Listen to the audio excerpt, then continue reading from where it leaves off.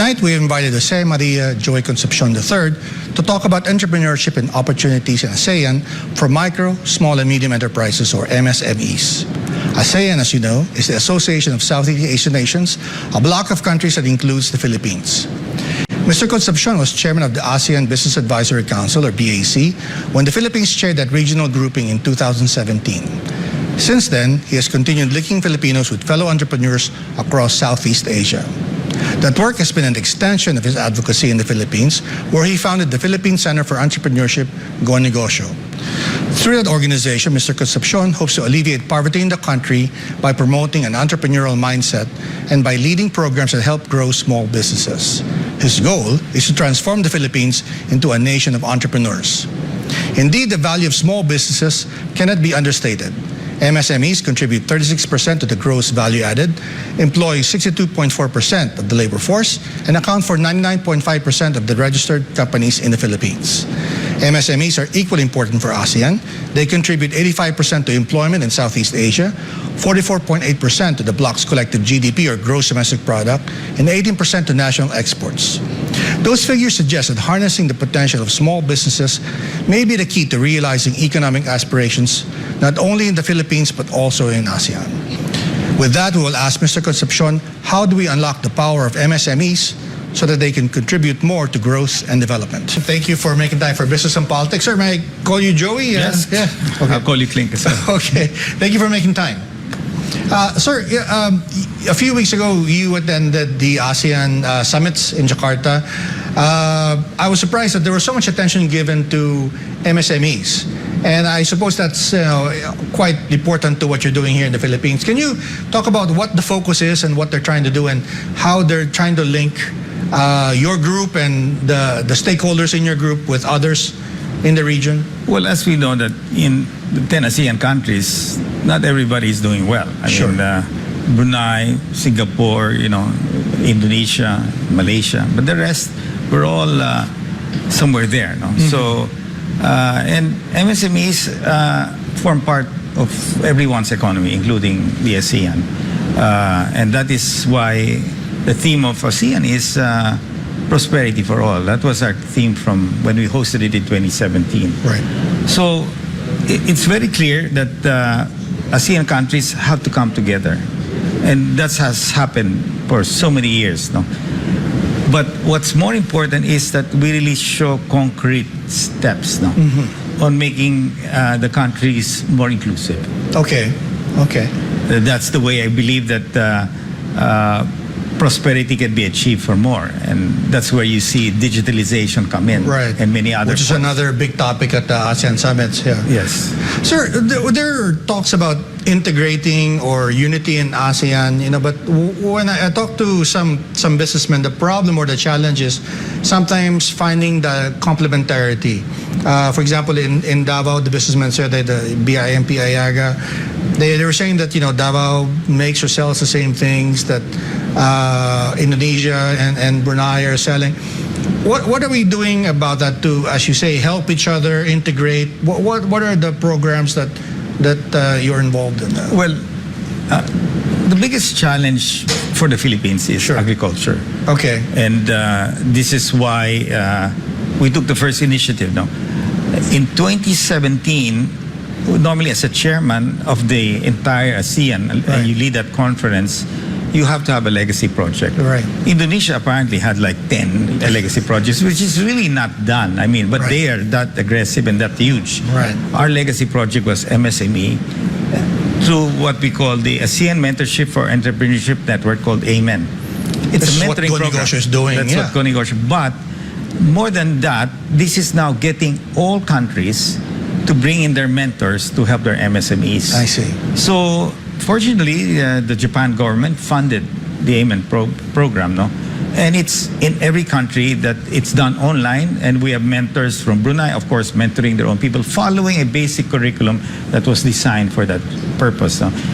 So they're the second funding, and we're looking forward to the third funding. That means it's working, and hopefully, like in the Philippines, we're far advanced, no? Because we're doing mentorship all over the provinces. No? So that's the vision. No? MSME development is key to ASEAN really becoming much stronger. I see.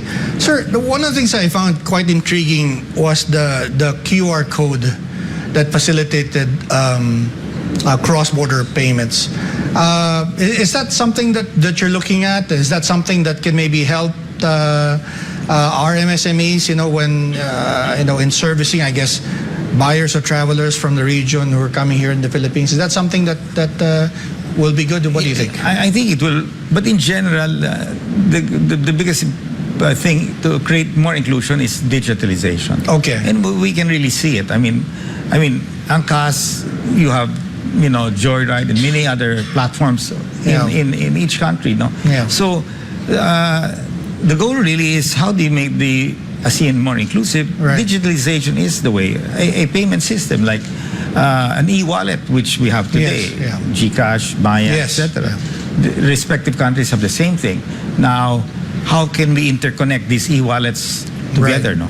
Right. So there are many ideas, and there are many sharp, enterprising entrepreneurs that are setting digital platforms now.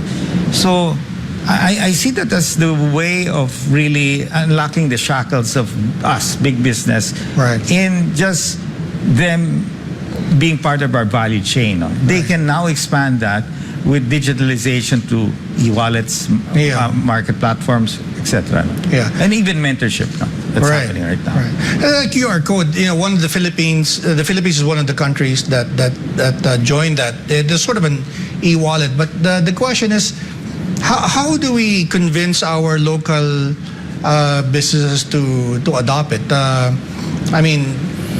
I'm sure there's an awareness issue as well. How do we promote it, and how do they sign up for it, and things like that?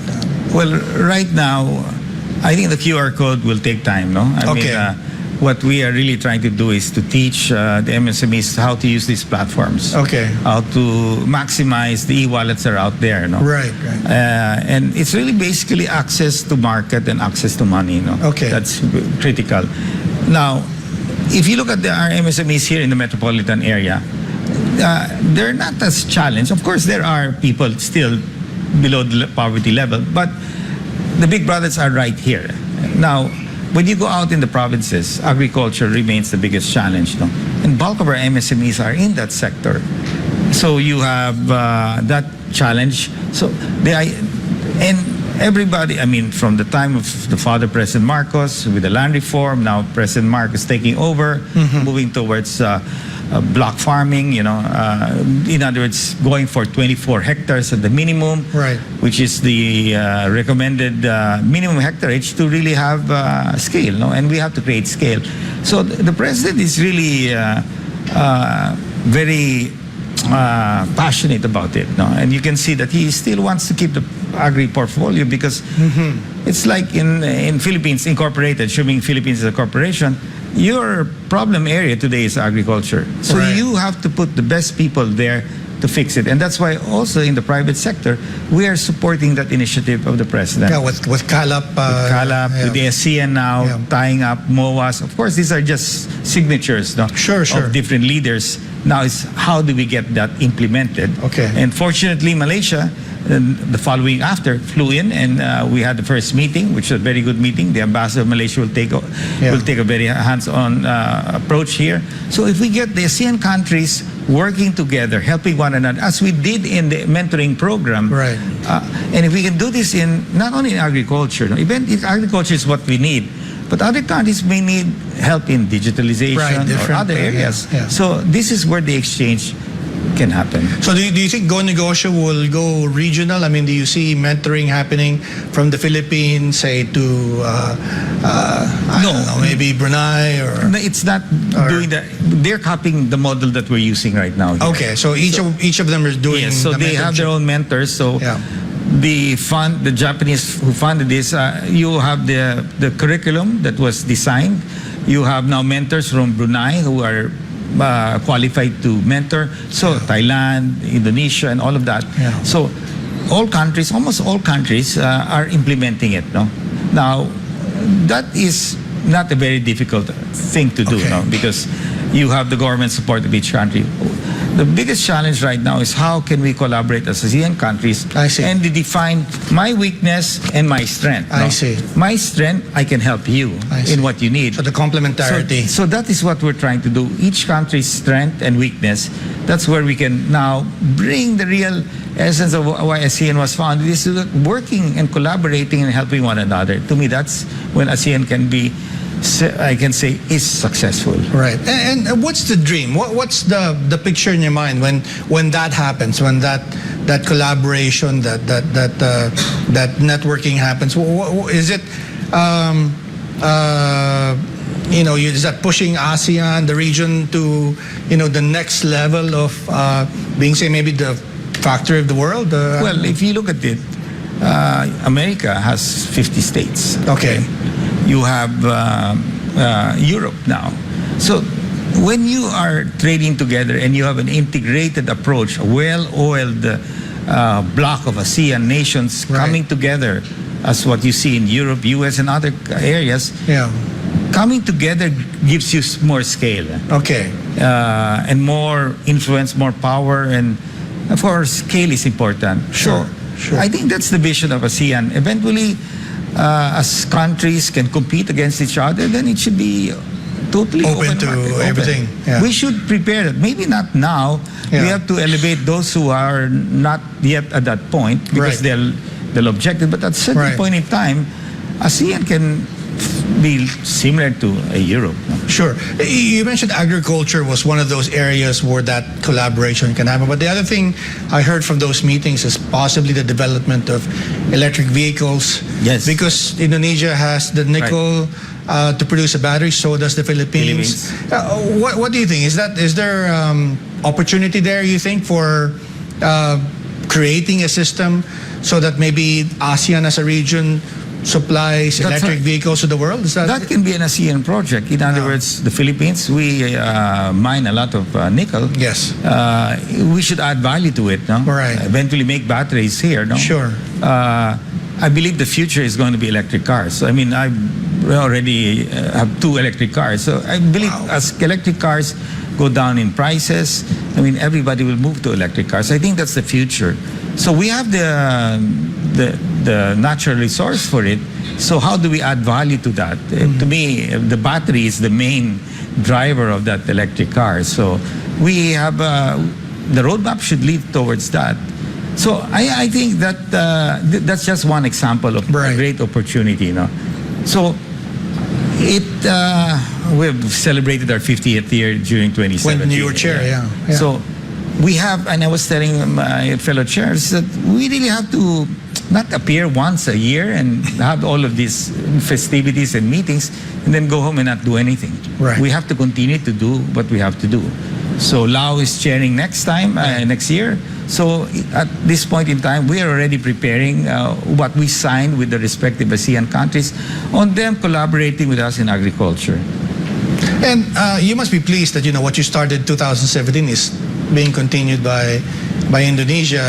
What's the next step, you think? I mean, for Lao and Malaysia after that, and the 10 years is going to be coming faster to the Philippines because we're taking over Myanmar's chairmanship.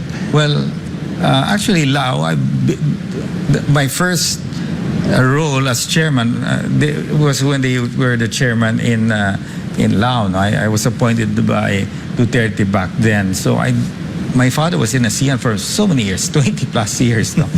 I never thought I would even end up doing this same thing. Sometimes it's weird, no? It's fate. It's fate that comes, and I never thought I would be this active in ASEAN. But you get to get that passionate when you see the amount of impact that you can create in the lives of people. And it's not only Filipino people that we can create impact. We can create impact on the lives of all of ASEAN.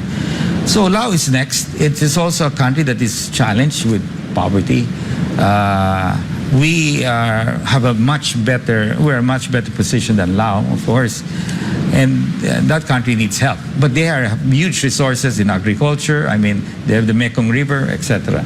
So Malaysia will be next, then the Philippines we host. And hopefully by that time, whatever we signed in this Jakarta hosting will really materialize in really helping a lot of Filipino farmers. That's my goal. We have to help our Filipino farmers.